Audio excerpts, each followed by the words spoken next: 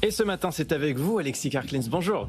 Bienvenue sur le plateau de BFM Business, directeur général délégué Date Advisory. Avec moi pour vous interroger, Annalisa Capellini, qui nous a rejoint. Alexis, le président américain, a un caillou dans sa chaussure.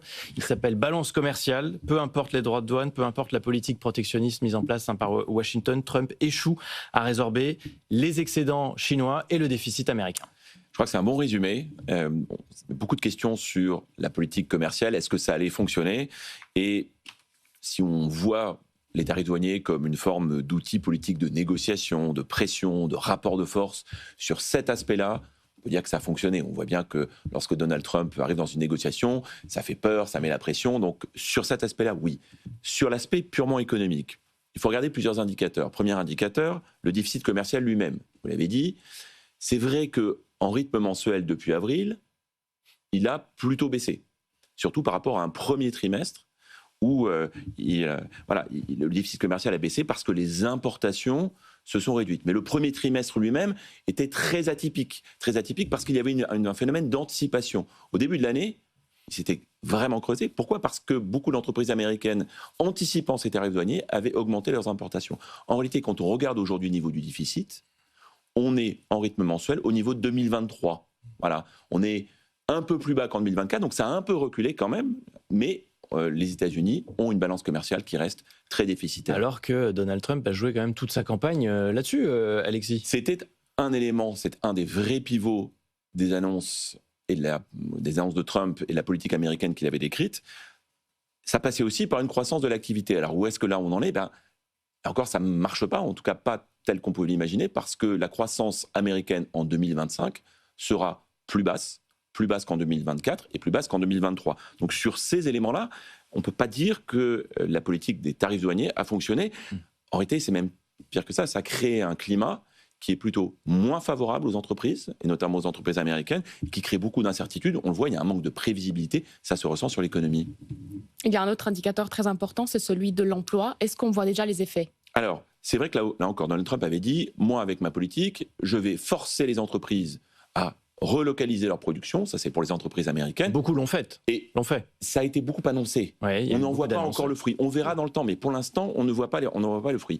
Et puis, l'autre élément, ça a été dans les négociations. On n'en voit pas le fruit parce que c'est du long terme. C'est des constructions d'usines, c'est un outil industriel à développer, ça va prendre du temps. C'est ça. Et c'est d'ailleurs un des éléments de la rhétorique américaine aujourd'hui, pour expliquer qu'on n'en voit pas encore les effets. Il y a un autre élément à ne pas oublier. Dans les négociations commerciales, Donald Trump a dit à ses partenaires commerciaux, vous voulez des tarifs douaniers plus favorables, plus sympathiques, vous investissez aux États-Unis. Donc ces effets sur l'emploi, on ne les voit pas. Ce qui est clair, c'est que 2025 ne sera pas une bonne année en termes de création d'emplois. On est là encore en dessous de 2023, en dessous de 2024, et on a même un taux de chômage qui remonte. Le dernier indicateur, c'est l'inflation. Vous savez que là encore, Donald Trump se félicite du fait qu'il a lutté contre l'inflation. La réalité, c'est que oui, elle s'est stabilisée officiellement à 3%, mais si on prend la catégorie spécifique de l'alimentaire, elle reste élevée. Les ménages américains se plaignent du prix de l'alimentation. Et d'ailleurs, ça explique pourquoi l'administration Trump a levé quelques tarifs douaniers sur les importations, même sur le bœuf, sur le café, sur la banane, en disant là, ça rentre dans le portefeuille. C'est vraiment une question de pouvoir d'achat, ça rentre dans le portefeuille des ménages américains. Et il y a d'autres problèmes encore, Alexis Karklins. Alors, en fait, pourquoi ça ne fonctionne pas pour le moment ? Il y a un élément où Donald Trump n'avait pas vraiment imaginé, c'est l'évolution des taux de change.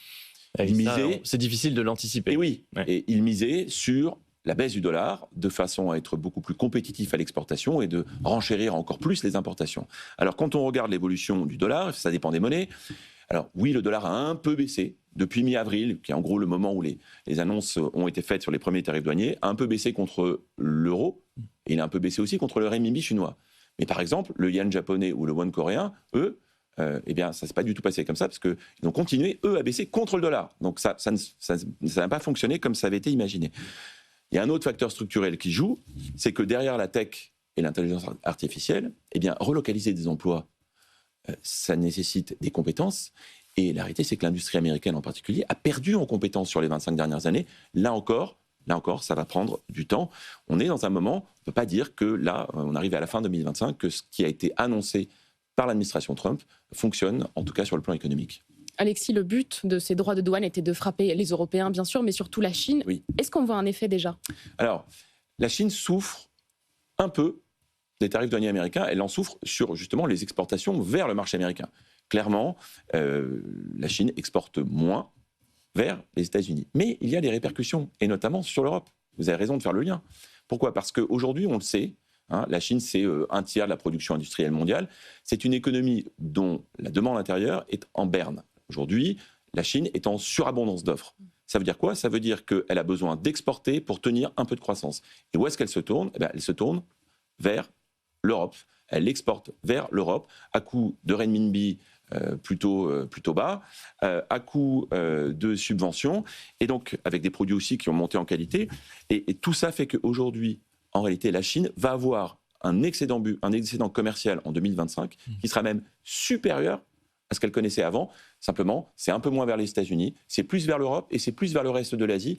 Donc il y a un vrai jeu de balance qui se joue, pardon pour ce mauvais jeu de mots, mais qui se rejoue aujourd'hui sur la planète. Mais l'Europe que vous évoquiez, Alexis, pour terminer là-dessus, comment est-ce que les Européens doivent se positionner ? Comment est-ce qu'ils peuvent se défendre et continuer d'exister dans ce monde qui est de plus en plus un retour à un monde bipolaire entre la Chine et les États-Unis ? On a l'impression que les Européens observent, en tout cas ne sont pas à la hauteur des enjeux. C'est vrai, Erwan, et il y a beaucoup de voix en Europe qui se sont élevées sur la nécessaire refonte de la politique commerciale internationale européenne. L'Europe est pour l'instant la perdante, elle n'a pas la tech américaine et elle n'a pas la compétitivité, l'hyper-compétitivité chinoise. Alors que faire ? Eh bien, les voix comme Mario Draghi disent il faut vraiment travailler sur la compétitivité en créant un espace unifié. Et puis vous avez des voix comme celle de Nicolas Dufour, par exemple, qui évoque la nécessité d'être déjà lucide. Ça peut passer par la taxation des importations chinoises, par l'exigence d'investissement chinois en Europe, finalement un peu ce que fait Trump avec les États-Unis, et puis faire évoluer la politique de change. Clairement, on est dans un rapport de force, c'est ce que voulait Trump. Eh bien, on y est, fin 2025, et c'est au niveau mondial. Et il y aura un rendez-vous important à suivre cette semaine à partir de mercredi. Emmanuel Macron qui, justement, est en visite officielle en Chine. Donc, il y aura sûrement des annonces, parce qu'il y a beaucoup d'enjeux qui vont se jouer à ce moment-là. Beaucoup de sujets à discuter, négocier autour des commandes, autour des terres rares. On suivra bien sûr tout ça sur BFM Business. Merci beaucoup, Alexis Karklins-Marchais, directeur général délégué Data Advisory.